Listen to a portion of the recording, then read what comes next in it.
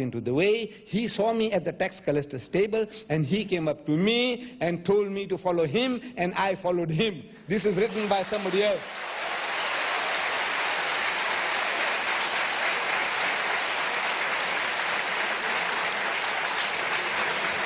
But now, Mr. Chairman, Ms. Chair Lady, and my dear brothers and sisters, we should give you the opportunity now to fire your questions for and against.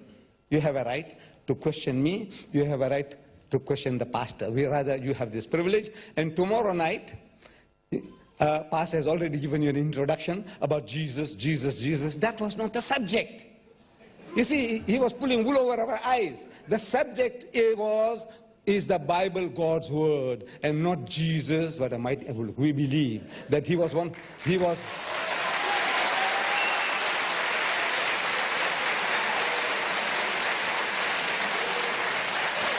I end with this.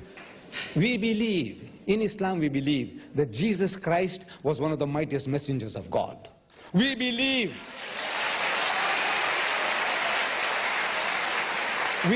that Jesus was the Christ, Messiah, translated Christ. We believe in his miraculous birth, that without any male intervention he was born, which many modern day bishops of the Anglican Church, they don't believe today. We Muslims, we believe that Jesus Christ was born miraculously. We believe that he gave life to the dead by God's permission, and he healed those born blind and the lepers by God's permission. We are not the Antichrist. We are not the enemies of Christ.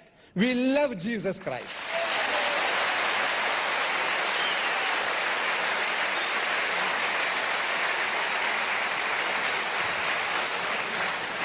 What we are saying is this, that he is not what you are telling us. Maybe you mean well, you are sincere.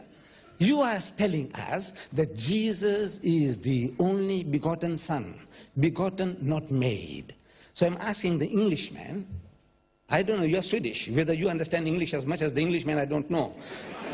But I'm asking the Englishman, I says, now when you tell me begotten, not made, what are you trying to emphasize? That's all. Because I can call any one of you young men, my son, my son, my son, and I know you won't mind it.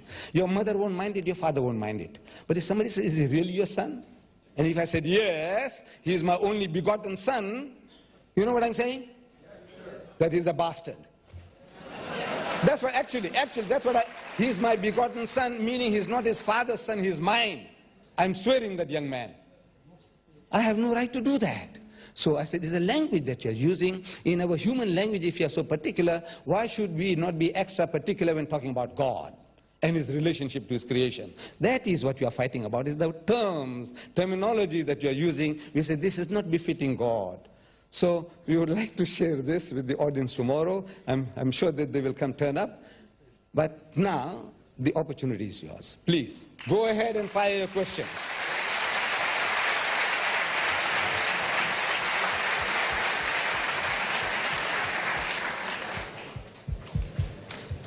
We want to thank both speakers for their speeches. Now we are going to go about to the part where you are welcome to ask questions. And as we know, we have a time limit. We need to be out of here in 40 minutes. Therefore, we welcome you to come also tomorrow to the City Church at Adolf Fredriks Kyrkogata. Mr. Khan will now present the rules of the questioning, and we kindly ask you to respect this. Thank you. Ladies and gentlemen, the arrangements have been made to form two queues. One line is to be formed on the right-hand side for those persons who wish to present questions to Pastor Stanley. Another queue is to be formed on the left-hand side for those persons who wish to present questions to Mr. Deedat. In order for the question time to run efficiently, there are also certain rules that we must follow. First of all questions must relate to the topic at hand. Secondly, brothers and sisters, we must remember that it is question time and not lecturing time. Please, therefore, confine your question and make it as brief and concise as possible. Do not, please, begin to deliver lecture.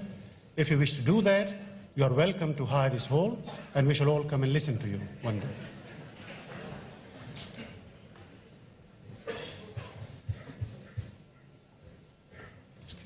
Please also remember that there is only one question allowed at a time. If you wish to ask more than one question, please go to the back of the queue and wait your turn again. There is a person in the middle who will have a portable microphone. Once the queues have been formed, then the persons will take it alternatively to approach the mic and present their question.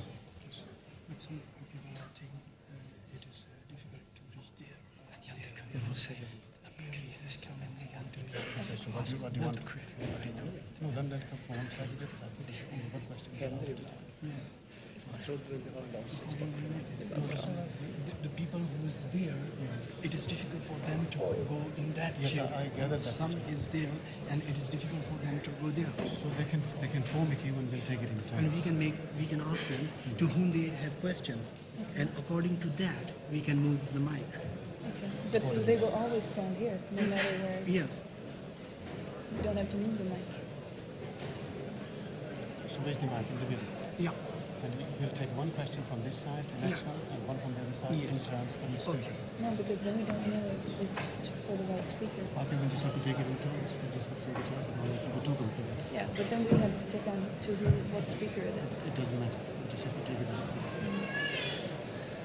My dear sisters and brothers, there has been a slight alteration due to some complications. I have just been told that it's not going to be feasible or practical for people who wish to present their question to Pastor Stanley to come from the left-hand side all the way to the right-hand side.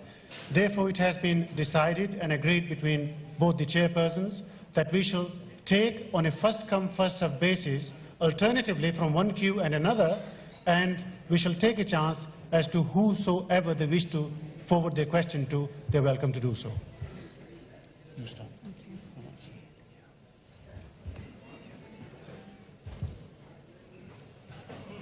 So we want to ask the first person to come forward and ask their question. The microphone is right here, and it will come then from the right line this time. My first question is very easy. I would love to rectify